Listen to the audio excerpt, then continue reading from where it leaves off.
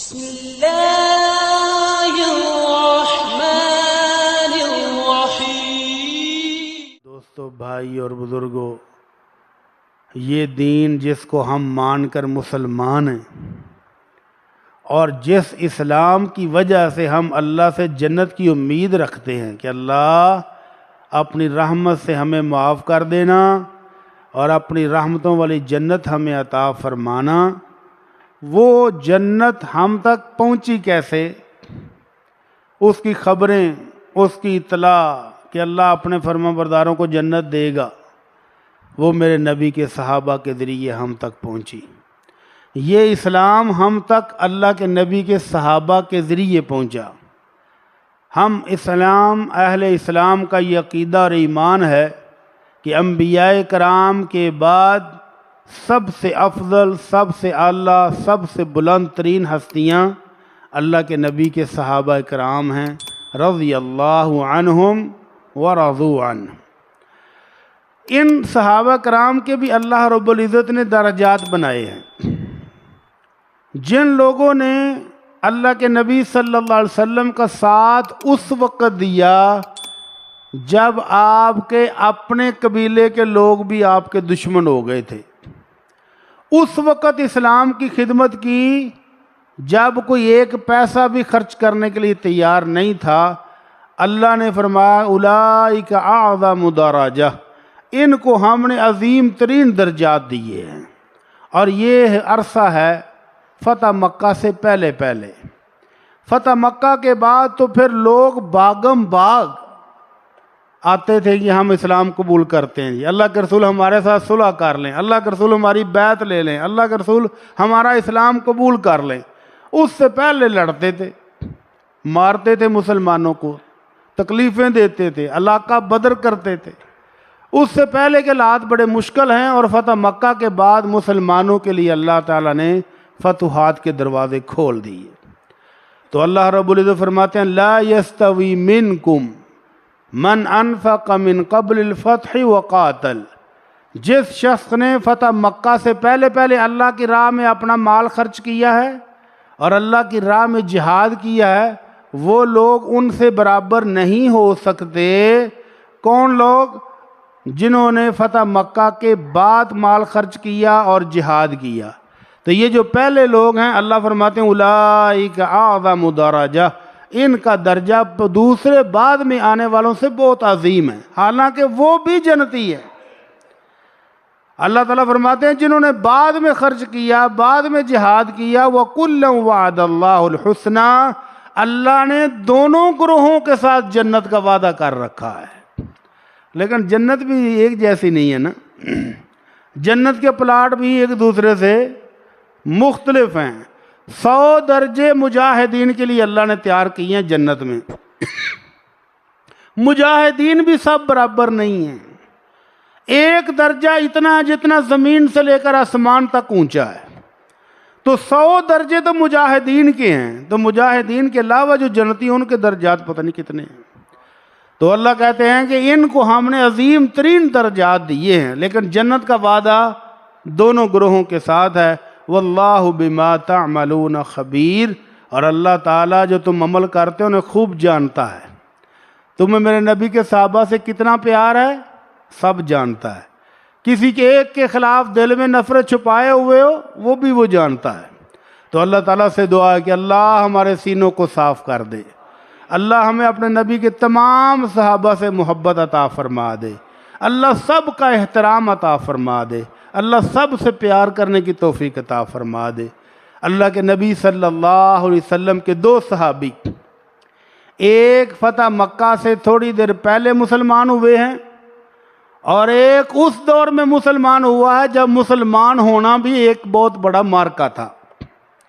حضرت عبد الرحمن بن عوف رضی اللہ تعالی عنہ ابتدائے اسلام میں مسلمان ہونے والوں میں سے ایک ہیں، 6واں یا 7واں نمبر ہے ان کا مسلمان ہونے والوں میں۔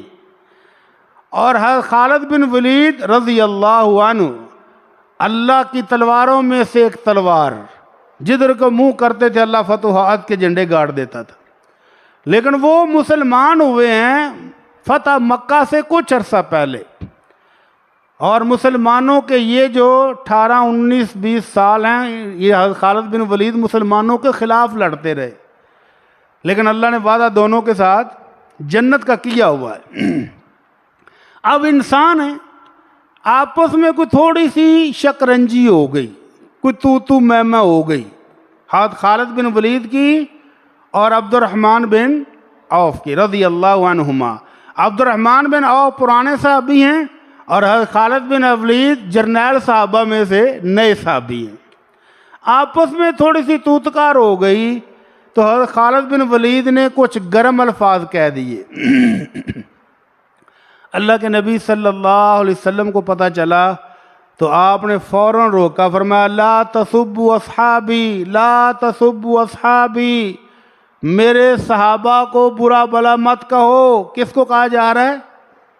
دوسرا بھی صحابی ہے لیکن درجے اور مقام میں اس مقام پر نہیں ہے جس میں پہلا ہے۔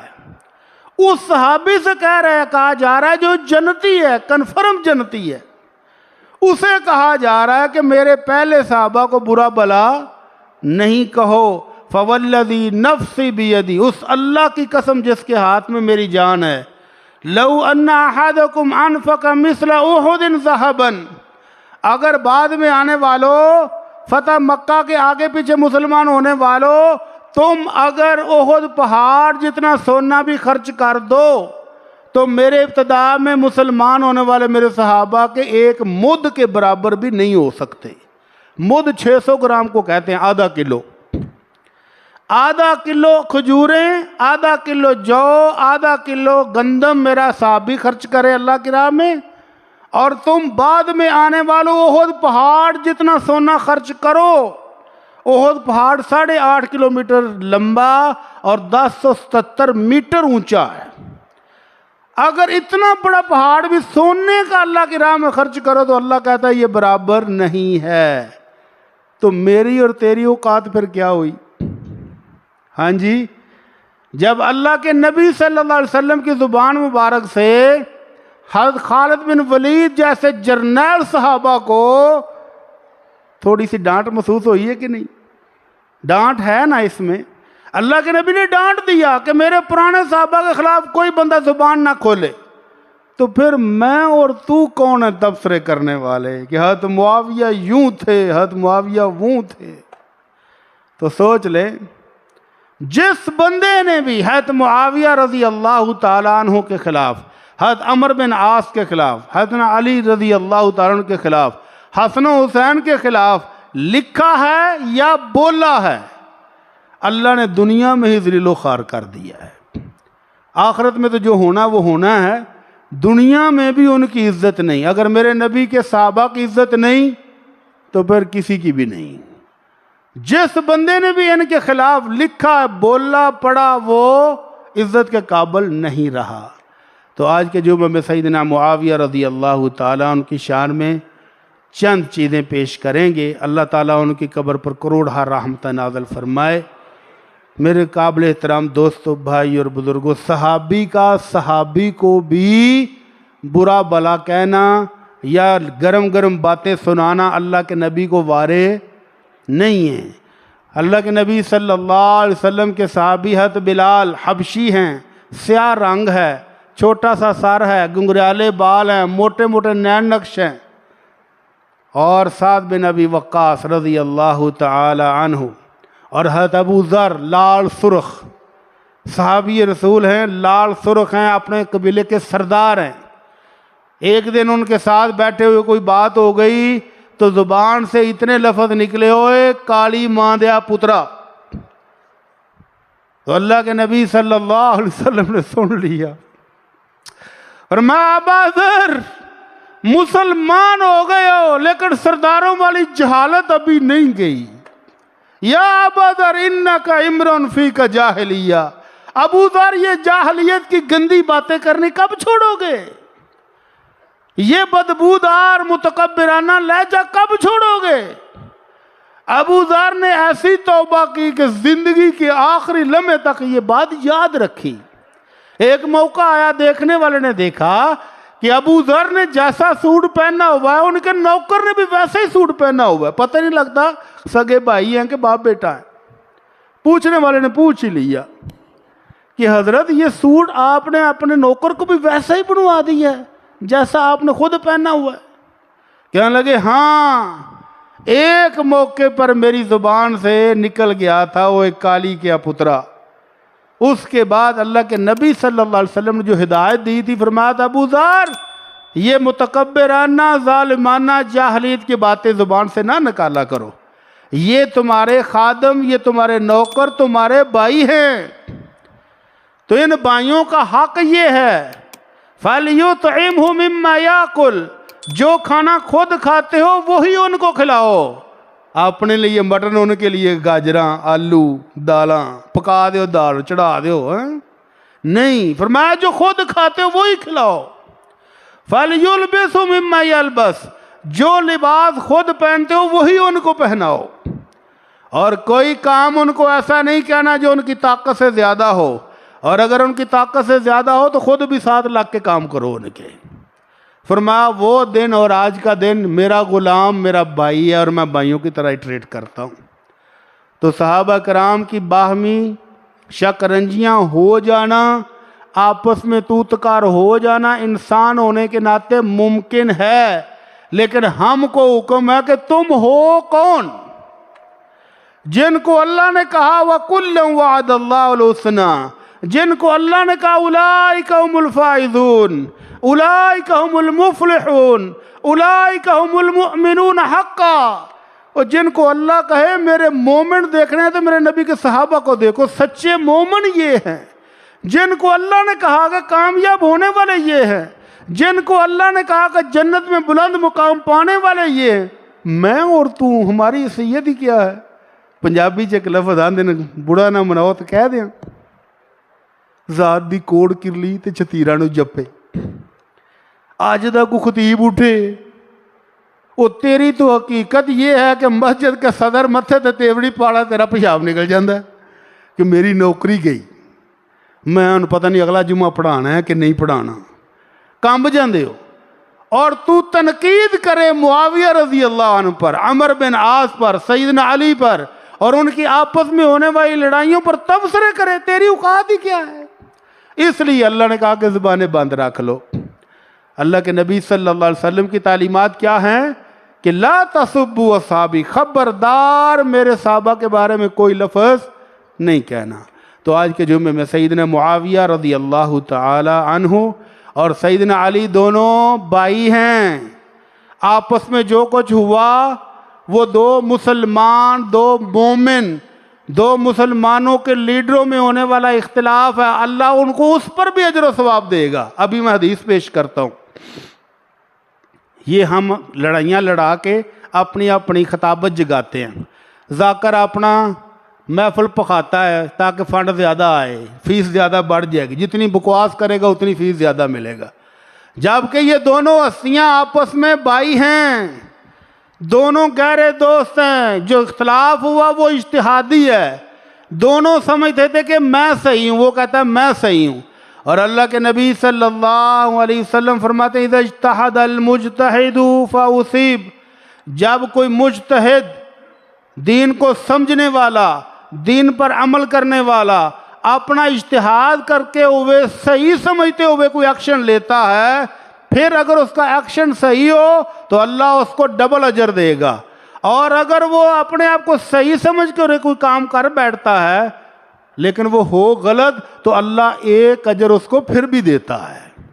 تو سیدنا علی رضی اللہ عنہ اور معاویہ رضی اللہ عنہ کے جو جنگیں ہوئیں، جو اختلافات ہوئے، اس میں منافقین کا بہت بڑا کردار تھا جنگ کرانے میں۔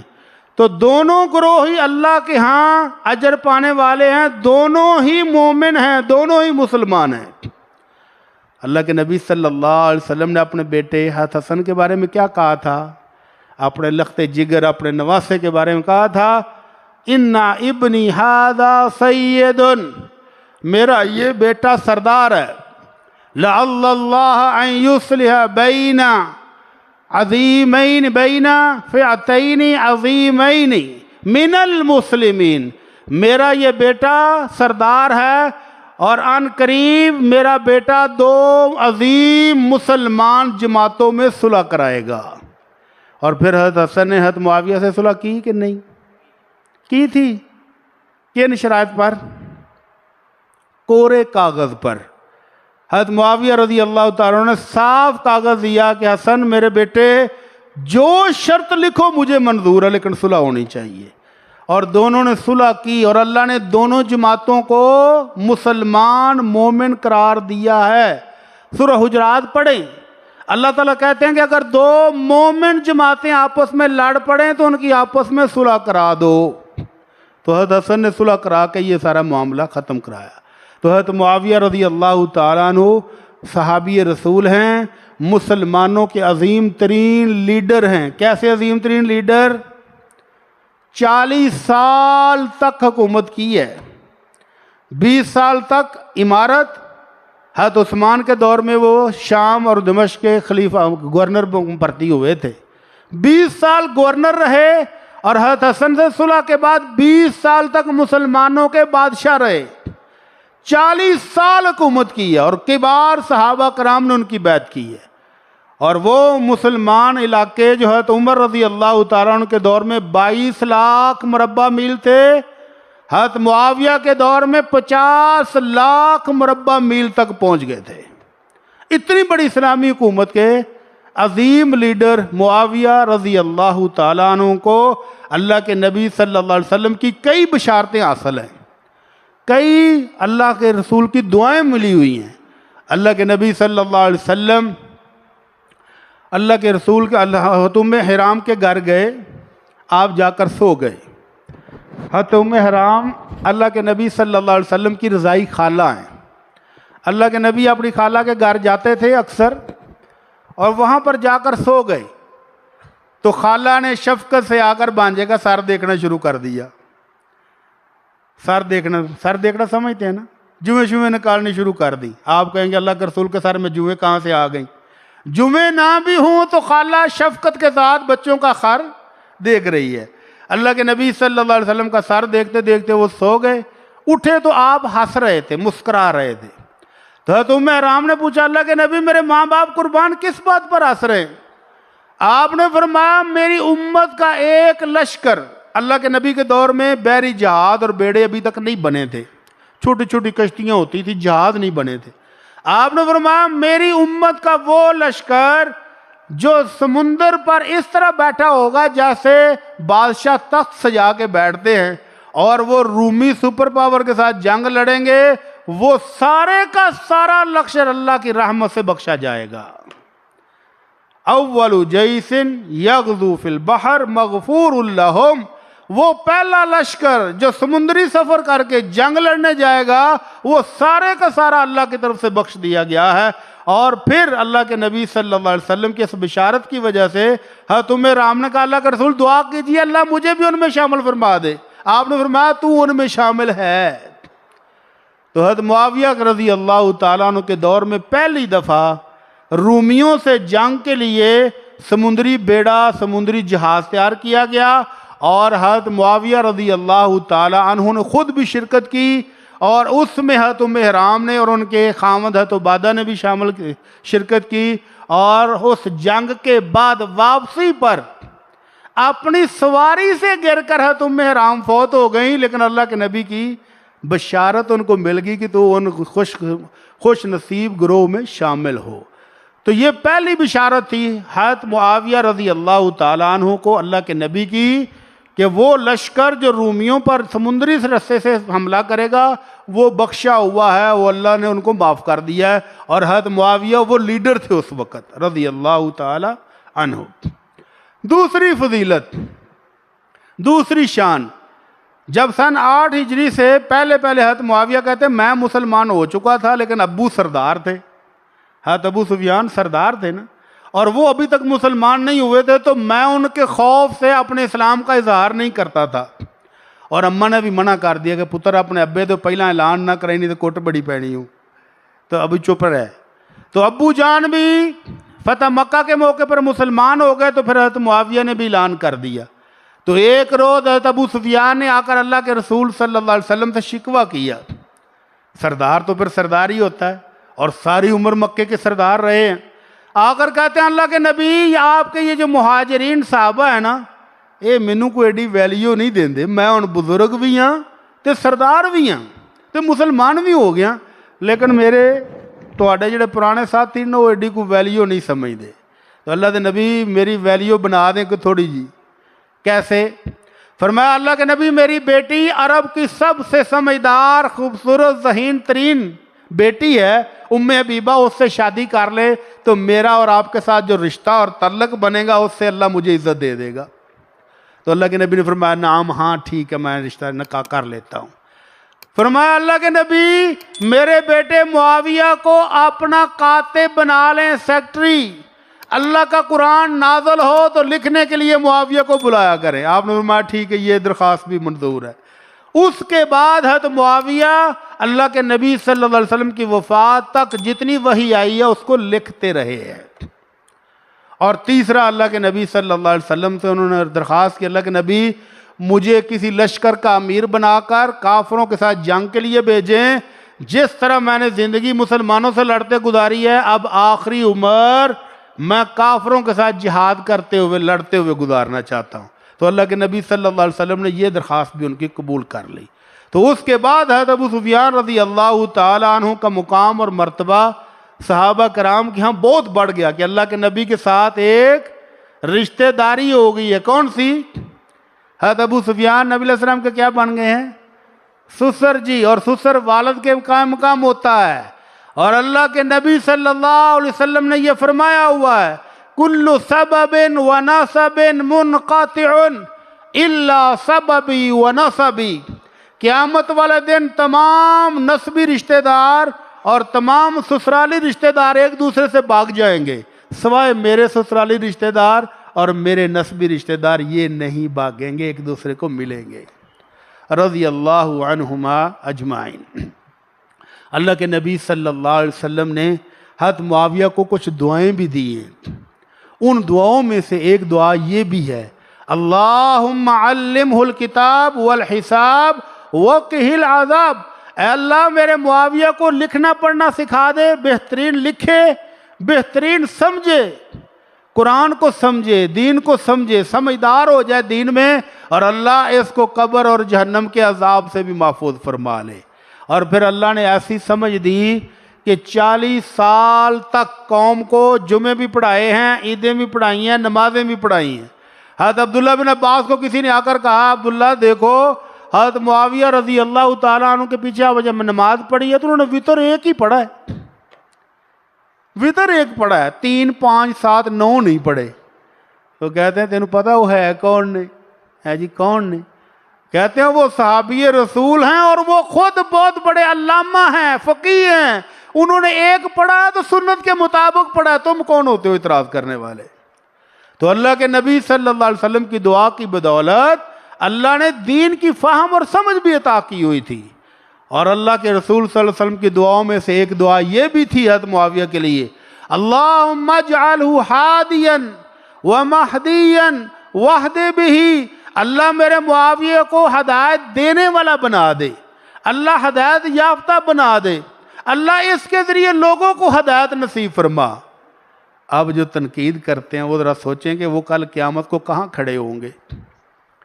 اللہ کے نبی صلی اللہ علیہ وسلم نے جس صحابی کو دعا دی کہ اللہ میرے صحابی کو ہدایت یافتہ بنا دے، اس پر آپ اور میں تنقید کریں کہ ان کا فلاں فیصلہ صحیح نہیں ہے جی، فلاں کام جو تھا نا حضرت معاویہ کا وہ ٹھیک نہیں تھا، فلاں کام تو وہ ٹھیک نہیں تھا۔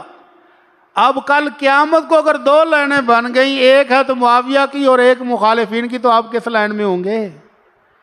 اس لیے اللہ تعالیٰ سے ڈر جائیں، اللہ سے پناہ مانگیں کہ کل کو کسی صحابی رسول کے خلاف آپ کو گواہی دینی پڑے یا آپ کے خلاف کیس دائر ہو کہ یہ صحابی رسول کا دشمن تھا۔ اللہ تعالیٰ ہم سب کو معاف فرما دے۔ چوتھی دعا اللہ کے رسول کی بڑی مزیدار ہے جو اللہ کے نبی صلی اللہ علیہ وسلم نے حضرت معاویہ کو دی، اور امام ابن قیم رحمہ اللہ کہتے ہیں مجھے تو لگتا ہے کہ اللہ نے وہ دعا قبول کر لی ہے اور حضرت معاویہ کو دنیا میں بھی لگ گئی ہے، آخرت میں بھی لگ گئی ہے۔ دنیا میں تو چلو پتہ چل ہی رہا ہے، آخرت میں کیسے لگ گئی ہے؟ وہ بھی بتاتے ہیں کہ وہ کیسے لگ گئی ہے۔ دعا کیا ہے؟ اللہ کے نبی صلی اللہ علیہ وسلم پر قرآن نازل ہوا، آپ نے حضرت عبداللہ بن عباس کو کہا کہ ابا عبداللہ جاؤ حضرت معاویہ کو بلا کر لاؤ، وحی لکھوانی ہے۔ حضرت عبداللہ نے آ کر رپورٹ دی، اللہ کے نبی حضرت معاویہ کھانا کھا رہے ہیں، وہ کہتے ہیں میں کھا کے تو ابھی آتا ہوں۔ کچھ دیر انتظار کیا تو اللہ کے نبی نے پھر بھیجا کہ عبداللہ جاؤ پتہ کرو، ابھی تک آیا نہیں ہے معاویہ رضی اللہ تعالی عنہ۔ دوبارہ پھر گئے، پھر آ کر کہتے ہیں اللہ کے نبی حضرت معاویہ رضی اللہ عنہ کھانا کھا رہے ہیں، وہ کہتے ہیں میں کھانا کھا کے ابھی آیا۔ تو اللہ کے نبی صلی اللہ علیہ وسلم کی زبان مبارک سے نکلا لا اشبع اللہ بطنہ، اللہ کرے دی بھوک ختم ہی نہ ہوئے۔ بظاہر یہ بد دعا ہے کہ جا تیری بھوک ہی نہ لوے، لیکن امام ابن قیم رحمہ اللہ کہتے ہیں یہ بد دعا نہیں ہے، یہ دعا ہے جو اللہ کے نبی کی حضرت معاویہ کو لگ گئی، دنیا میں بھی آخرت میں بھی۔ کیسا لگ گئی؟ اللہ کے نبی صلی اللہ علیہ وسلم کے پاس ایک چھوٹی سی بچی آئی تو اللہ کے نبی نے کہا ام خالد ایڈی بڑی ہو گئی ہیں، جا تیرے سنگ وڈے ہی نہ ہون۔ کیا مطلب؟ کہ تیرے بال بڑے ہی نہ ہوں، تو وڈی نہ ہوئے۔ وہ باغی گئی روتی روتی، اماں مجھے اللہ کے نبی نے بد دعا دے دی ہے، اماں میں ہوں وڈیا کوئی نہیں ہونا، مینوں اللہ کے نبی نے بد دعا دے دی۔ اس کی والدہ محترمہ نے بھی چادر لپیٹی تو باغی آئی، اللہ کے نبی ہم سے قصور کیا ہوا ہے، آپ نے میری بیٹی کو کیوں دی بد دعا؟ آپ نے فرمایا ام خالد کیا ہوا؟ اللہ کے نبی آپ نے اس کو کہہ دیا کہ تیری عمر وڈی نہ ہوئے تو ہن وہ اتنی وڈی ہون لگی۔ تو اللہ کے نبی صلی اللہ علیہ وسلم نے اس موقع پر فرمایا تھا ام خالد سن، میں نے اپنے رب سے پہلے دن سے یہ معاہدہ کیا ہوا ہے، اپنے رب سے یہ شرائط لکھ لکھا کر لیا ہے پہلے تو، کیا میرے اللہ میں بھی تیرا ایک بندہ ہوں، تیرے بندوں میں سے ایک بندہ، اگر معزز شرف مقام اپنی جگہ، لیکن ہوں تو انسان۔ اللہ اگر میں کبھی غصے میں آ کر کسی اپنے امتی کو گالی دے بیٹھوں، کسی کو لعن طعن کر بیٹھوں، کسی کو کوڑا مار بیٹھوں، کسی کو تھپڑ مار بیٹھوں اور وہ اس کا اہل نہ ہو، بے گناہ مار بیٹھوں، اللہ فاجعل لہ رحمتاً وقربتاً تقربها بها الیک یوم القیامہ، اللہ تو میرے اس تھپڑ کو، میری اس گالی کو، میری اس ڈانٹ ڈپٹ کو، اللہ میرے اس کوڑے کو اس کے لیے رحمت بنا دینا، گناہوں کی بخشش بنا دینا، اللہ اس کو اپنا قرب عطا کرنا قیامت والے دن، کیونکہ میں نے اس کو تکلیف پہنچائی ہے۔ تو اللہ نے قبول کر لیا ہوا ہے، اللہ نے قبول کر لی ہے۔ تو یہ دعا ہے کہ اللہ کے نبی جس کو بھی بات دعا دیں اور وہ اس کا اہل نہ ہو۔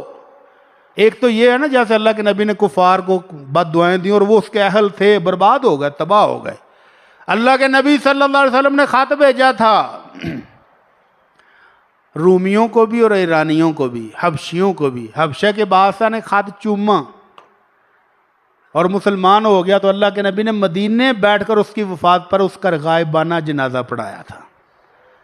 اور فارسی ایرانی بادشاہ نے اللہ کے نبی کا خط پھاڑ دیا تھا تو اللہ کے نبی نے بد دعا دی تھی، اللہ جس طرح اس نے میرا خط پھاڑا ہے اس کی حکومت کو ٹکڑے ٹکڑے فرما دے۔ اور پھر اسی کے اپنے بیٹے نے اس بادشاہ کو قتل کیا تھا، ختم، تباہی ہو گئی تھی، کوئی نہیں بچا تھا۔ اور اینڈ پر جا کر ان کی ایک بی بی بچی تھی جو حکمران بنی تھی۔ مردوں میں سے بھائی بھائیوں کو کاٹتے رہے اور ایک بیٹے نے والد کو بھی کاٹ دیا، زہر دے کے مار دی، ختم۔ تو ایک بی بی ان کی جا کر پھر حکمران بنی، جس پر اللہ کے نبی نے یہ فرمایا تھا لن یفلح قوم ولو امرہم امراتن، جس قوم نے اپنی لیڈر کسی خاتون کو بنایا وہ قوم کبھی فلاح نہیں پائے گی۔ تو یہ تھا حال اللہ کے نبی کی توہین کا، یا جس کے خلاف اللہ کے نبی نے بد دعا کی، اور جس کو اللہ کے نبی نے دعا دے دی ہے۔ تو امام ابن قیم کیا کہہ رہے ہیں کہ دنیا میں بھی لگ گئی ہے، آخرت میں بھی لگ جانی ہے۔ دنیا میں کیسے لگی ہے سنیں، حضرت معاویہ رضی اللہ تعالی عنہ نے ایک منگنی کے لیے ایک خاندان میں پیغام بھیجا اور وہ صحابیہ اللہ کے نبی سے مشورے کے لیے آئیں، اللہ کے نبی دو رشتے آئے ہیں، آپ کیا سجیسٹ کرتے ہیں، کس کے ساتھ شادی کر لوں؟ آپ نے فرمایا کس کس کا آیا؟ کہنے لگی ایک حضرت ابو جہم اور ایک حضرت معاویہ نے رشتے کے لیے آفر بھیجی ہے۔ منگنی کا پیغام بھیجا ہے تو کس سے شادی کر لوں؟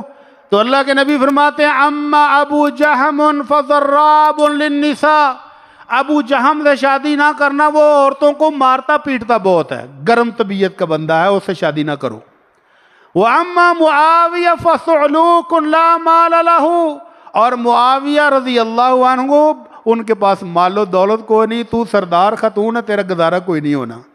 ایک وقت یہ ہے کہ حضرت معاویہ کے پاس مال نہیں، اور ایک وقت وہ ہے اللہ کے نبی کی دعا لگنے کے بعد حضرت حسن رضی اللہ تعالی عنہ، حضرت حسین رضی اللہ تعالی عنہ کی شہادت کے بعد، حضرت حسن رضی اللہ تعالی عنہ صلح کے بعد جب حضرت معاویہ کے پاس گئے ہیں تو انہوں نے فرمایا تھا کہ میں تمہیں ایسا تحفہ دوں گا جو میں نے عربوں میں نہ کبھی کسی کو دیا ہے، نہ تیرے بعد کبھی کسی کو دوں گا۔ کیا دیا تھا؟ پچھلے جمعے میں نے بیان کیا تھا، 4 لاکھ درم۔ اندازہ کرنا ہو نا ذرا سیارہ طرح حساب لاؤ، ایک درم تقریباً 3 گرام کا ہوتا ہے، 4 لاکھ درم کتنے ہو گئے؟ 12 لاکھ گرام، اور 1000 گرام کا 1 کلو ہوتا ہے، 1000 گرام کا 1 کلو ہوتا ہے، 1000 گرام سے اس کو تقسیم کریں تو یہ کتنا بنے گا؟ 1200 کلو، اور 1000 کلو کا 1 ٹن ہوتا ہے، تو 1.25 ٹن چاندی، ذرا قیمت نکالیں کیلکولیٹر پر، 1.25 ٹن چاندی کی قیمت کتنی ہوگی؟ آج کے دور میں بھی نکالو گے تو کروڑوں روپے نکلیں گے۔ ایک وقت ہے کہ معاویہ رضی اللہ تعالیٰ عنہ کے پاس مال نہیں ہے شادی کرنے کے لیے، اور اللہ کے نبی کی دعا لگنے کے بعد ایک ایک مہمان کی خدمت میں ٹنوں کے حساب سے چاندی پیش کی جا رہی ہے رضی اللہ تعالی عنہ۔ تو یہ تھی اللہ کے نبی صلی اللہ علیہ وسلم کی دعائیں حضرت معاویہ رضی اللہ تعالی عنہ کے لیے، اور یہ میں نے پہلے عرض کیا حضرت علی اور حضرت معاویہ آپس میں بھائی تھے، آپس میں بڑی محبت تھی۔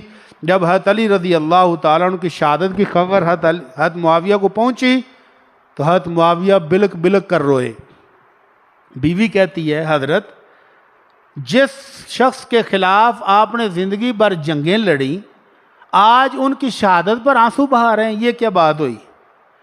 تو فرمایا نیک بی بی تمہیں پتہ ہی نہیں ہے آج امت مسلمہ کس علم سے محروم ہو گئی ہے، کس فہم و فراست سے محروم ہو گئی ہے، کس دینداری سے محروم ہو، یہ تمہیں اندازہ نہیں ہے۔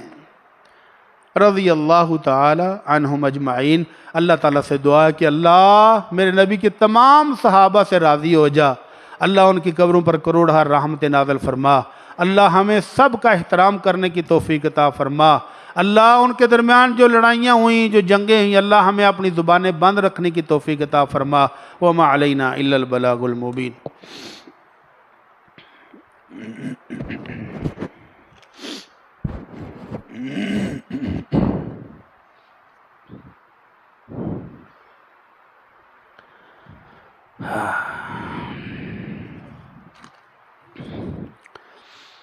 ان الحمد للہ نحمده ونستعینه ونستغفره ونعوذ باللہ من شرور انفسنا ومن سیئات اعمالنا من يهده الله فلا مضل له ومن يضلل فلا هادي له واشهد ان لا اله الا الله واشهد ان محمدا عبده ورسوله اما بعد۔